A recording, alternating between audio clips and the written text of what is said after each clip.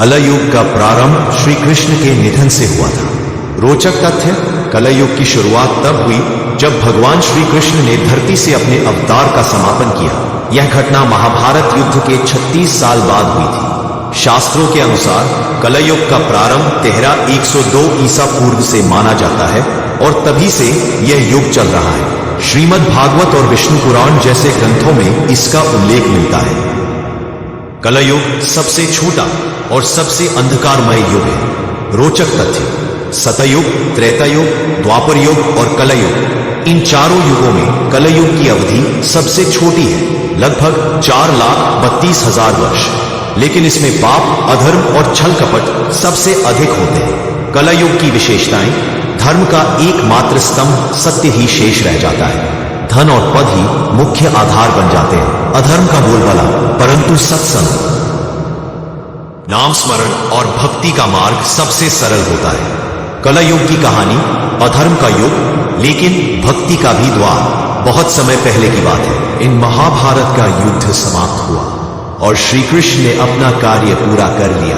तब वे प्रभास क्षेत्र में एक जंगल में जाकर योग बल से अपना शरीर त्याग देते हैं। जैसे ही श्री कृष्ण धरती से जाते हैं, कलयुग का प्रवेश हो जाता है। प्रारंभ धर्मराज युधिष्ठिर और कलयुग का आगमन। महाभारत के युद्ध के बाद युधिष्ठिर धर्मराज के रूप में राज्य कर रहे थे। एक दिन उन्हें ज्ञात हुआ कि कलयुग धरती पर आ चुका है। वे जानते थे कि यह युग अधर्म का युग होगा, जहां सत्य, धर्मशील, करुणा सब कम होते जाएंगे। तभी एक दिन एक अजीब दृश्य हुआ। एक बैल केवल एक पैर पर खड़ा था। शूद्र राजा के वेश में एक व्यक्ति उसे लाठी से मार रहा था। धर्मराज ने उस व्यक्ति को रोका। उन्होंने समझा कि बैल कोई साधारण प्राणी नहीं बल्कि धर्म है, जो सत्ययुग में 4 पैरों पर था, द्वापर में 2 पर और अब कलयुग में केवल 1 पैर पर बचा है। सत्य मारने वाला था खुद कलयुग का प्रतीक, जो अधर्म, पाप, वासना, लालच लेकर आया था। युधिष्ठिर उसे मारने ही वाले थे। कलयुग ने हाथ जोड़कर कहा, मुझे भी स्थान दो, मेरा भी समय आ चुका है। धर्मराज सोच में पड़ गए और अंततः उसे 4 स्थान दिए, जहां जुआ खेला जाए, जहां शराब पी जाए, जहां वेश्यावृत्ति हो, जहां हत्या या हिंसा हो। और कलयुग ने एक और स्थान मांगा, जहां धन हो वहां भी मैं रहूं। धर्मराज ने सहमति दी और तभी से धन में कलयुग का वास हो गया। वाह, कलयुग की विशेषता। जैसे जैसे समय बीतता गया, कलयुग अपने रंग में आ गया। लोग धर्म और नैतिकता को भूलने लगे।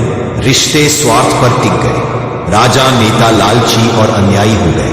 ज्ञानियों की जगह ढोंगी बाबाओं ने ले ली। मंदिरों में व्यापार और घरों में तनाव फैलने लगा। लेकिन इसी युग में एक चमत्कारी बात हुई। भगवान ने कहा, सत्य युग में ध्यान, त्रेता युग में यज्ञ, द्वापर में पूजा और कला युग में केवल नाम स्मरण से मोक्ष मिलेगा। इसलिए कला युग में भक्ति सबसे सरल है। राम का नाम, कृष्ण की भक्ति, हरि स्मरण, ये सीधे मोक्ष का द्वार खोलते हैं। कला युग का अंत, कल की अवतार। शास्त्रों के अनुसार जब कला युग अपने चरम पर होगा, जब धरती पर कोई धर्म नहीं बचेगा, जब बाप की इज्जत नहीं होगी, जब नारी असुरक्षित होगी, तब भगवान विष्णु अपने अंतिम अवतार कल्कि के रूप में एक घोड़े पर सवार होकर प्रकट होंगे। वे अधर्मियों का नाश करेंगे और युग चक्र को पुनः सत्य युग की ओर मोड़ देंगे। इस कहानी से क्या सीख मिलती है? कलयुग बेशक सबसे अंधकारमय युग है, लेकिन इसमें सबसे ज्यादा अवसर भी है। जहां पाप चारों ओर है, वहां एक सच्ची भक्ति, एक सच्चा कर्म ही सबसे बड़ा प्रकाश है।